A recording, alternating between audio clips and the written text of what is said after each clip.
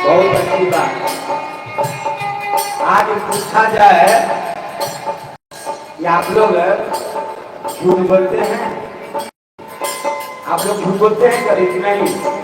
सब कहेंगे नहीं महाराज, और ज्यादा से ज्यादा होगा तो लोग कहेंगे 100 बार हम झूठ बोलना ले जाएंगे। क्या कहेंगे? मैं झूठ बोलता हूँ, साथ के बजरा जाता हूँ, लेकिन आज सब लोग झूठ बोल रहे हैं। कोई ऐसा शख्स नहीं है, कोई ऐसा जन नहीं है जो इस कलिकाल में झूठ नहीं बोलता है। ज्यादा लेकिन कब से, जब से हम मोबाइल सब झूठ बोलते हैं। बाबा जनार्दन क्या कहते हैं? सत्य बाकी हुए लाखों और सत्य बाकी हुए लाखों और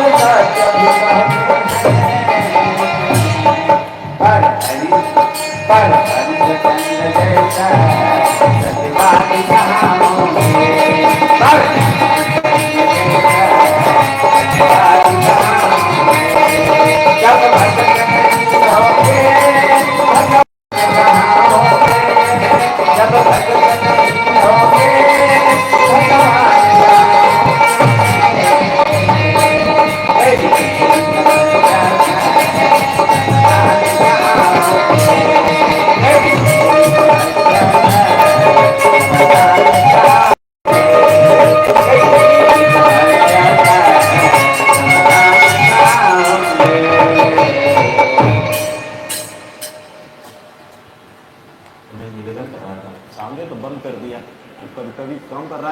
कर रहा है, पता नहीं क्या कर रहा है। कितना बढ़िया शाम बज रहा था, चला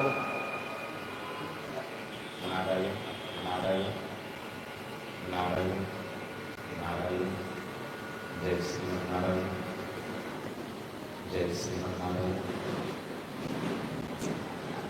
बोलिए गोपाल कृष्ण भगवान की, राजा रामचंद्र भगवान की। तो मैं निवेदन कर रहा था कि गुरु वशिष्ठ जी का आशीर्वाद मिला राजन। धर्म धीर हो यही सुखचारी, त्रिभुवन विदित भगत भयहारी। तेरे घर में 4 पुत्रों का जन्म होगा। गुरु वशिष्ठ जी महाराज ने कहा, गुरुदेव 4 पुत्र की कोई आवश्यकता नहीं है। पुत्र एक ही हो, संस्कारी हो। पुत्र एक ही हो, आज्ञाकारी हो। पुत्र एक ही हो, संत महात्मा परमात्मा का सम्मान करने वाला हो, आदर करने वाला हो। एक बात और बताऊं, कोई भी व्यक्ति नहीं चाहता है कि मेरे घर में शराबी कबाबी पुत्र का जन्म हो। कोई नहीं चाहता। अरे मैं तो देखा हूं कि जो व्यक्ति खुद शराब पीता है ना, वो भी नहीं चाहता कि मेरा बेटा भी शराबी हो।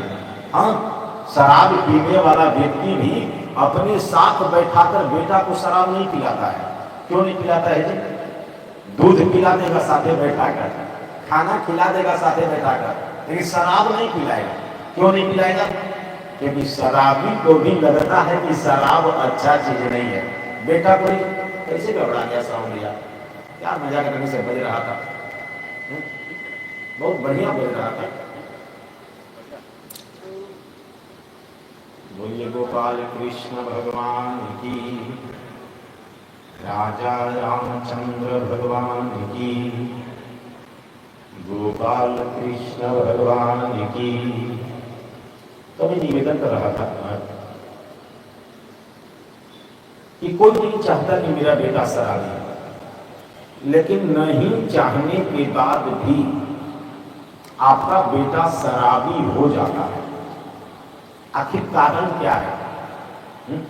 हम नहीं चाहते कि मेरा बेटा शराबी हो, लेकिन हमें नहीं चाहने के बाद भी हमारा बेटा शराबी हो जाता है। हमें नहीं चाहने के बाद भी हमारा बेटा कबाबी हो जाता है। आखिर कारण क्या है? अरे संसार में तो जितने माता पिता हैं यही चाहते हैं कि मेरा बेटा राम की तरह हो, मेरा बेटा कृष्ण की तरह हो, मेरा बेटा ध्रुव प्रहलाद की तरह हो, मेरा बेटा राम कृष्ण परमहंस की तरह हो, मेरा बेटा स्वामी विवेकानंद की तरह हो। सब कोई चाहता है। कोई चाहता है कि मेरा बेटा रावण की तरह हो है? अरे चाहने की बात तो छोड़ दीजिए ना, लोग जल्दी अपना बेटा के नाम रावण नहीं रखते हैं। हाँ, और जैसे आपके गांव में राम नारायण तिवारी मिल जाएंगे, श्याम नारायण सिंह भी मिल जाएंगे, रावण सिंह कोई है, कुंभकर्ण सिंह कोई है। लोग जल्दी नाम भी नहीं रखते हैं। क्यों नहीं रखते हैं भाई? राम नारायण रख देते हैं, श्याम नारायण रख देते हैं, शिव नारायण रख देते हैं। रावण रखने में क्या दिक्कत है? कुंभकर्ण रखने में क्या दिक्कत है? माने कहीं न कहीं मन में भय बना रहता है, मेरा बेटा कहीं रावण की तरह न हो जाए, मेरा बेटा कहीं कुंभकर्ण की तरह न हो जाए। यही स्थिति माताओं के यहाँ भी है। इनके यहाँ सावित्री देवी मिल जाएगी, अनुसुईया देवी भी मिल जाएगी, उर्मिला देवी भी मिल जाएगी। अच्छा, शूर्पणखा देवी किसी का नाम है ना? क्या है? अनुसुईया देवी नाम रखने में कोई दिक्कत नहीं है, उर्मिला देवी रखने में कोई दिक्कत नहीं है, सावित्री देवी रखने में कोई दिक्कत नहीं है, सीता देवी रखने में कोई दिक्कत नहीं है, तो शूर्पणखा देवी रखने में क्या दिक्कत है? माने कहीं ना कहीं मन में भय रहता है, मेरी बेटी कहीं शूर्पणखा की तरह ना हो जाए, मेरी बेटी कहीं मंथरा की तरह ना हो जाए। लेकिन नहीं चाहने के बाद भी हमारी बेटी मंथरा की तरह हो जा रही है। आखिर कारण क्या है? नहीं चाहने के बाद भी हमारी बेटी शूर्पणखा की तरह हो जा रही है। आखिर कारण क्या है? नहीं चाहने के बाद भी हमारा बेटा रावण और कुंभकर्ण की तरह हो जा रहा है। आखिर कारण क्या है? कारण बस हम और आप हैं। कारण और कुछ नहीं है। कारण माता और पिता है, कारण हम और आप हैं। आप अगर चाहते हैं कि मेरे घर में संस्कारी पुत्र का जन्म हो, आप अगर चाहते हैं कि मेरे घर में संस्कारी पुत्री का जन्म हो, तो आपको हर एक बिंदुओं पर पहल करना होगा, हर एक बिंदुओं पर विचार करना होगा। जैसे मान लीजिए, एक मिनट देख लीजिए, मनुष्य के जीवन में टोटल 16 संस्कार की चर्चा आई है। सनातन धर्म के अनुसार 16 संस्कार की चर्चा आई है। अब तो दुर्भाग्य है कि बहुत ऐसे हिंदू होंगे जिनको 16 संस्कार का नाम भी याद नहीं होगा। अब तो दुइये को संस्कार मूल रूप से बचा है, एगो बियाह संस्कार बचा है और एगो दाह संस्कार बचा है। ये दो बचा है, बाकी बियाहो संस्कार तो जैसे तैसे होने लगा। विवाह संस्कार में भी विकृति आ गया है, एगो दाह संस्कार भर बचा हुआ है। मतलब संस्कार धीरे धीरे लुप्त होते जा रहा है। अच्छा, संस्कार लुप्त क्यों हो रहा है? क्योंकि हमारे यहाँ संस्कृत लुप्त हो गया है। तो संस्कृत नहीं रहेगा तो संस्कार कहाँ से आएगा? इंग्लिश मीडियम वाले तो संस्कार बताएंगे नहीं, इनके कोर्स में तो संस्कार शब्द है नहीं, ये कहां से बताएंगे बेचारे? संस्कार हमारे यहाँ गुरुकुल में बताया जाता था।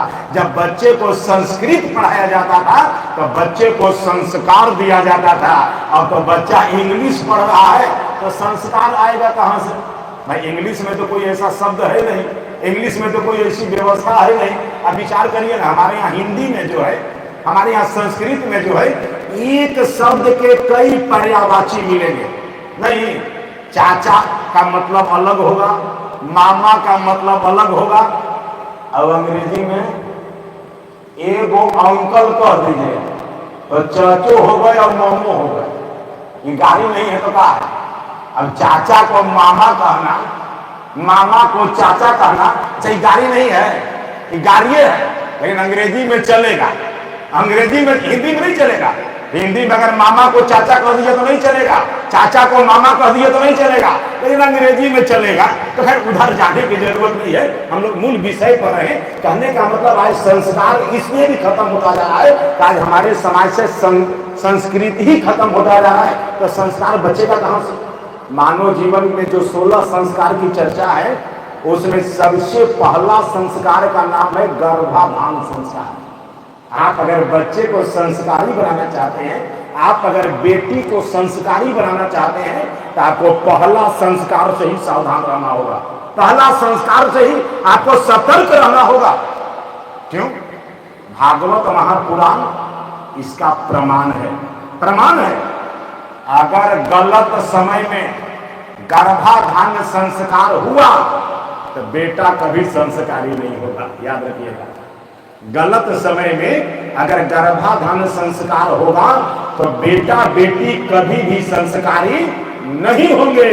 इसका प्रमाण भागवत महापुराण। कश्यप ऋषि महात्मा है, लेकिन कश्यप ऋषि की दो पत्नी है, एक का नाम है दीति और दूसरे का नाम है अदिति। अदिति से सारे देवता जन्म लिए हैं और दीति से सारे राक्षस जन्म लिए हैं। अच्छा, कश्यप ऋषि तो महात्मा थे, तो महात्मा का बेटा महात्मा होना चाहिए कि राक्षस होना चाहिए? है?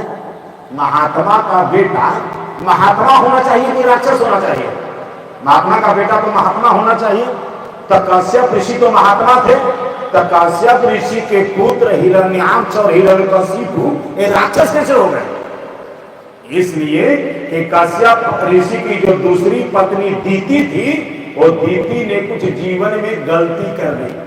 गलती क्या थी? क्या संध्या की गोधूली बेला में, जिसको हम लोग गदहबेर कहते हैं, गदहबेर ने कश्यप ऋषि के पास चली गई और जाकर पुत्र की चाहना कर दी।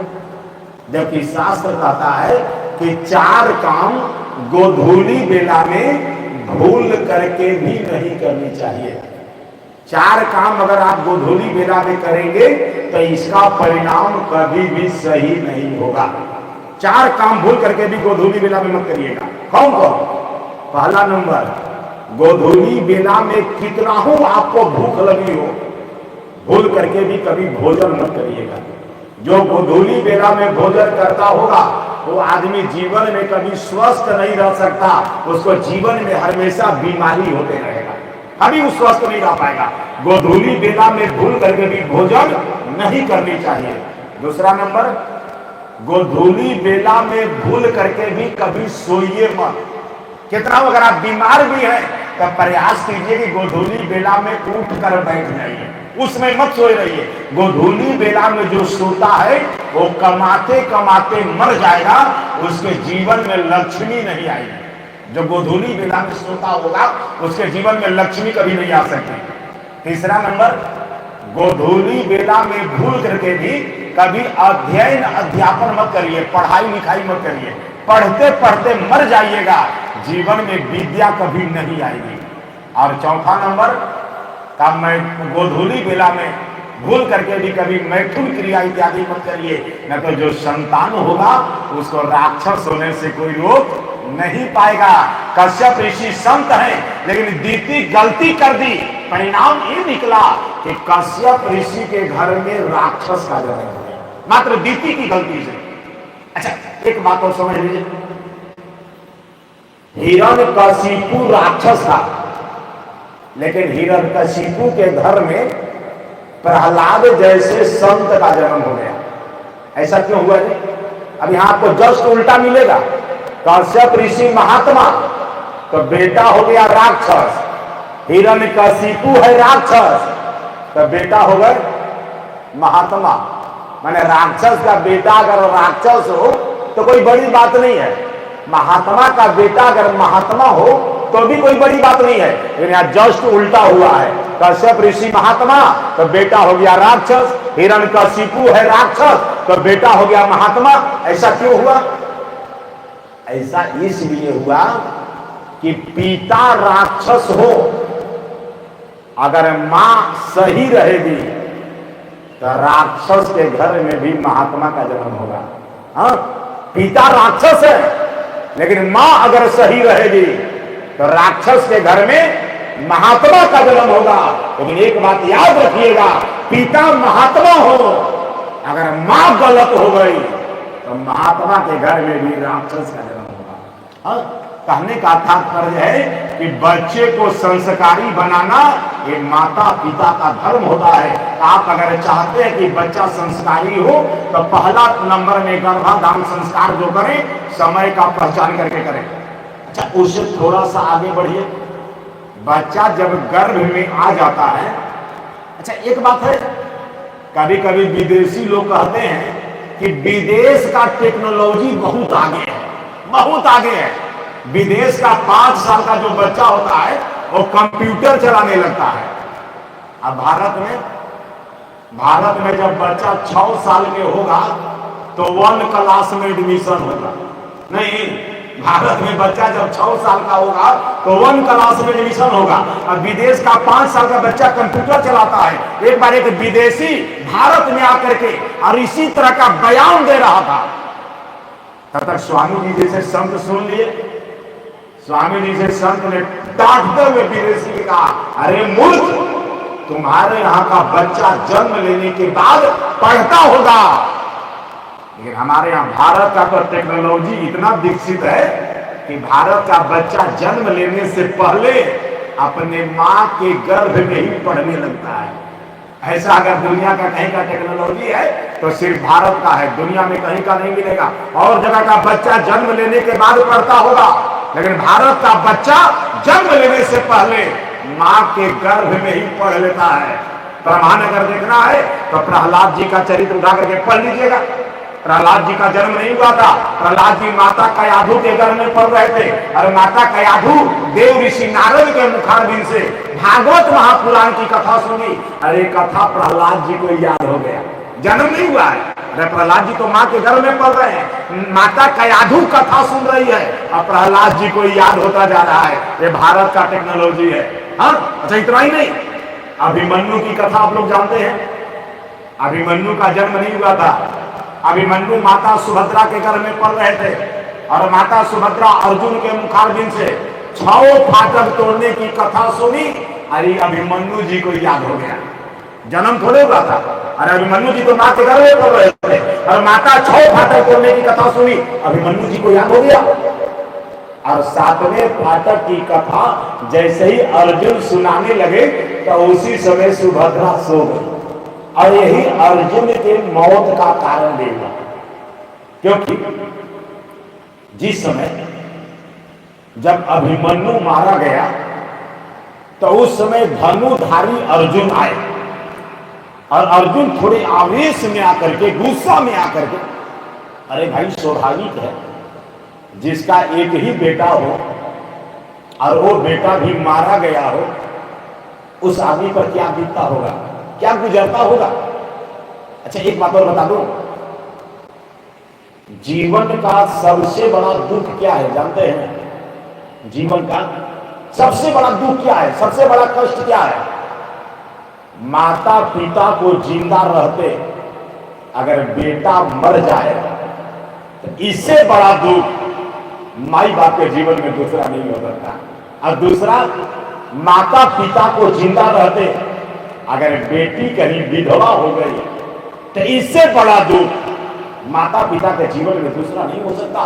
जब अभिमन्यु मारे गए, अर्जुन उधर से आए, अर्जुन ने आवेश में आकर के पूछा, मैं जानना चाहता हूं आखिर किसने मेरा बेटा अभिमन्यु को मारा।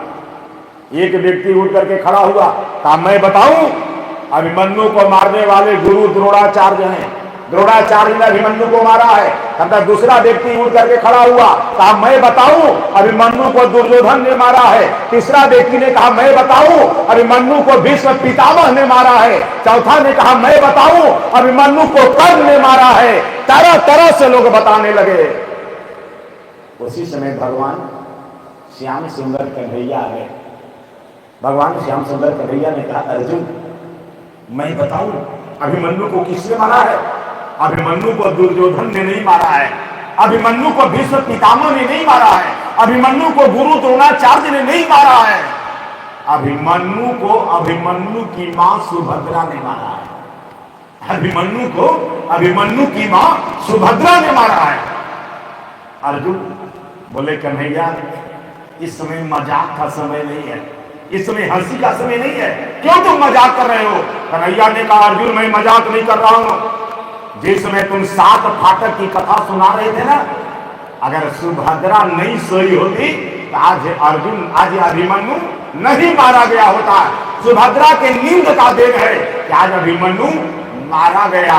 तो कहने का तात्पर्य मेरे भाई कि बच्चा जब गर्भ में आता है ना, उसी समय से बच्चे का संस्कार प्रारंभ हो जाता है। तो उसमें माता पिता जो भी काम करते हैं बच्चा पर सीधा प्रभाव पड़ता है, सीधा प्रभाव पड़ता है। तो आप अगर बच्चे को संस्कारी बनाना चाहते हैं, खास करके माताएं अगर चाहती हैं कि मेरा बेटा संस्कारी हो, चाहती है कि मेरी बेटी संस्कारी हो, तो बेटा बेटी अगर आपके गर्भ में पल रहा है, उस समय जो भी कार्य करना सोच और समझ करके करना, क्योंकि इसका सीधा प्रभाव आपका बेटा बेटी पर पड़ेगा। अगर आप चाहती हो मेरा बेटा ध्रुव की तरह हो, तो गर्भवती होने के बाद ध्रुव की कहानी पढ़ो। आप चाहती हो मेरा बेटा प्रहलाद की तरह हो, तो आप गर्भवती होने के बाद प्रहलाद की कहानी पढ़ो। आप चाहती हो कि मेरा बेटा चंद्रशेखर आजाद की तरह हो, तो आप गर्भवती होने के बाद चंद्रशेखर आजाद की कहानी पढ़ो। आप जैसा चित्र देखोगी आपका बच्चा का वैसा ही चरित्र बनेगा। तो आप बच्चे को संस्कारी बनाना चाहती हो, तो गर्भवती होने के बाद आपको सावधान होने की जरूरत है, क्योंकि आपका किया हुआ कर्म बच्चे के चरित्र का निर्माण करता है। इसलिए आप संस्कारी चाहते हैं तो समय का इंतजार करिए, तब उससे थोड़ा आगे बढ़िए। जैसे ही बच्चा का जब जन्म होता है, अब उस समय कोई पूछ दे कौन सा बच्चा जन्म लिया, तो लोग बड़े खुशी से उछल करके कहते हैं अरे मेरे घर में तो बेटा का जन्म हुआ है। नहीं, मेरे घर में तो बेटा का जन्म हुआ है। अच्छा एक बात और बताऊं, घर में अगर बेटा का जन्म हो ना तो पूछना भी नहीं पड़ता है, पूछना भी नहीं पड़ता है। एक हमारे शिष्य थे, तो उन्होंने एक बार हमसे कहा कि महाराज जी हमारे एक मित्र को संतान होना था, 6 महीना टाइम ज्यादा बीत गया, अभी तक कोई खबर नहीं आया कि बेटा जन्म लिया कि बेटी जन्म ली। 6 महीना ज्यादा टाइम हो गया। हमने कहा 6 महीना ज्यादा टाइम हो गया, अब अभी तक कोई खबर नहीं आया, एक मतलब है कि बेटी जन्म ली है। लेकिन बेटा जन्म लिया होता ना तो उसी दिन 5 बार फोन आया होगा, बेटा जन्म लिया है, बेटा जन्म लिया है। और बेटी जन्म ले लेती है तो ऐसा लगता है कि गौ हत्या के पाप लगे। नहीं, लोग जल्दी बताते भी नहीं हमारा। चाहे किसी से पूछिए ना आपके घर में कौन सा बच्चा जन्म लिया, अगर बेटा जन्म लिया हो तो बड़े खुशी से उछल के कहेंगे अरे महाराज जी आपके आशीर्वाद से बेटा का जन्म हुआ है। लेकिन बेटी जन्म ली हो तब ऐसा कुम्हला के कहेंगे जैसे उनको गौ हत्या के पाप लग गया हो ना, एकदम कुम्हला जाएंगे। और कुम्हला के कहेंगे क्या कहे महाराज जी लक्ष्मी जी आ गई। मैंने वो साफ साफ नहीं कहेंगे कि बेटी जन्म ली है, मैंने ऐसा मुंह गिरा के कहेंगे, मैंने उनका चेहरा देखने लायक रहेगा। मैंने कहने का तात्पर्य है। लेकिन एक बात याद रख लीजिएगा, बेटा का जन्म होता है भाग्य से। हाँ, बेटा का जन्म होता है भाग्य से। जब एक भाग्य जगता है तो घर में बेटा का जन्म होता है, लेकिन बेटी का जन्म होता है 100 भाग्य से। जब 100 वो भाग्य जगता है ना, तब कहीं घर में जाकर के बेटी का जन्म होता है। बेटी का जन्म सबके घर में नहीं होता है। हाँ, बेटी का जो जन्म है वो सबके घर में नहीं होता है। बेटी अभागे लोगों के घर नहीं आती। जो भाग्यशाली लोग होते हैं ना उनके घर में ही बेटी का जन्म होता है। और जो बड़े भाग्यशाली लोग होते हैं ना उन्हीं को बेटी के कन्या दान करने का भी मौका मिलता है। कन्या दान का मौका सबको नहीं मिलता है। अभी हमारे गा रहे थे ना जनार्दन स्वामी जी कि दुनिया में तो बहुत दान है, कन्या दान जैसा कोई दान नहीं है। और ये मौका अभागे लोगों को नहीं मिलता। कन्यादान का जो मौका है ये अभागे लोगों को नहीं मिलता।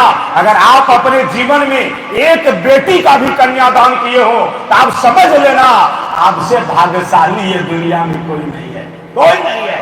ये भगवान ने आपको सौभाग्य दिया बेटी का कन्यादान करने का, ये बहुत बड़ा सौभाग्य का विषय है। तो मैं निवेदन कर रहा था कि घर में जब बच्चा का जन्म होता है ना तो बड़ी जल्दी से लोग कहते हैं बेटा का जन्म हुआ है, जबकि रामचरितमानस कहती है कि बेटा का जो जन्म होता है ना वो राक्षस के घर में होता है, और पुत्र का जो जन्म होता है ना वो संत के घर में होता है। जैसे दशरथ जी महाराज के यहाँ जब राम जी का अवतार हुआ, राम जी का प्रागट्य हुआ, तो एक दासी जाकर के दशरथ जी महाराज को सूचना दी। दासी जाकर के दशरथ जी से क्या कही कि आपके घर में बेटा का जन्म हुआ है ना। एक दासी है, एक लौड़ी है, एक नौकरानी है, कम पढ़ी लिखी है, लेकिन उसको भी पता है कि पुत्र कहना चाहिए कि बेटा कहना चाहिए, उसको भी पता है। दासी जाकर के दशरथ से नहीं कही कि आपके घर में बेटा का जन्म हुआ है, कहते दशरथ पुत्र जन्म सुनिकाला, अब मानहु ब्रह्मा नंद समाना। दशरथ जी महाराज ने सुना कि मेरे घर में पुत्र का जन्म हुआ है। दशरथ पुत्र जन्म सुनिकाना, दशरथ के घर में पुत्र का जन्म हुआ था। लेकिन रावण के घर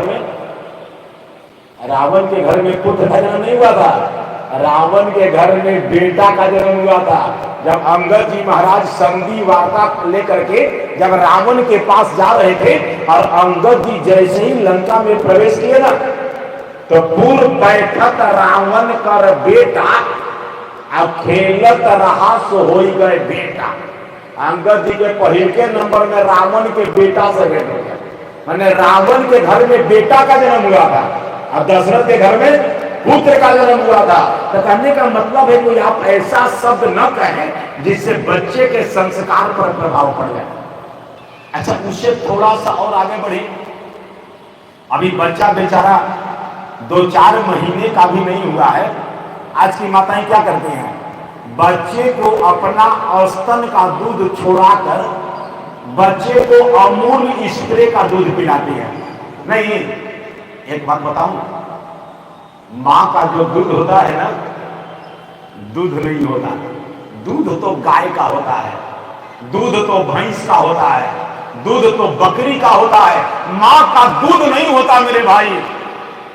मां का तो अमृत होता है।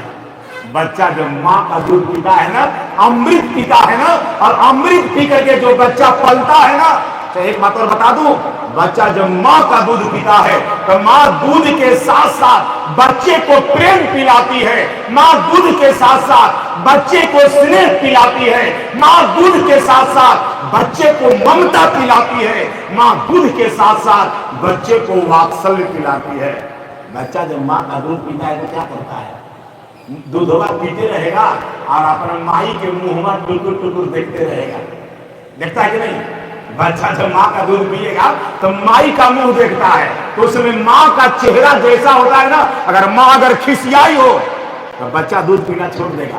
हाँ, और माँ उसमें अगर मुस्कुराती रहे ना, तो देखिए बच्चा कितना आनंद होकर के दूध पीता है। तो बच्चा जब माँ का दूध पी करके पलेगा तो माँ से बच्चे का लगाव होगा, माँ से बच्चे का जुड़ाव होगा, माँ से बच्चे का प्रेम बढ़ेगा। लेकिन बच्चा तो बोतल धर के पी रहा है, तो पीते समय क्या देखता होगा, बोतल में देखता होगा ना है? अरे भाई, माई का दूध पीता है बच्चा तो पीते समय माई का मुंह देखता है।